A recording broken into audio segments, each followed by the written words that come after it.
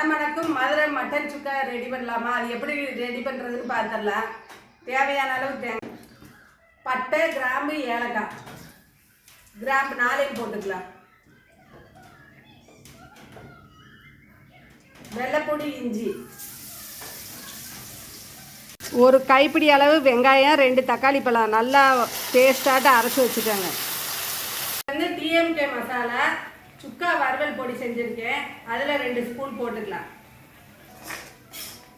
வெங்காயம் தக்காளி நல்லா வதங்கிடுச்சு. எண்ணெய் பிரிஞ்சு வந்தோடனே உப்பு மஞ்சத்தூள் போட்டு வேக வச்சு வச்சுருக்கேன், அதை எடுத்து போட்டுக்கலாம்.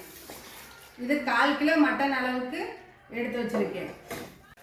முந்திரி பருப்பு வந்து இதில் அப்படியே போட்டுக்கலாம்.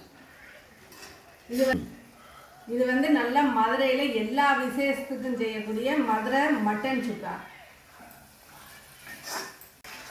இது வந்து மதுரையில் எல்லா விசேஷத்துக்கும் செய்யக்கூடிய மட்டன் சுக்கா.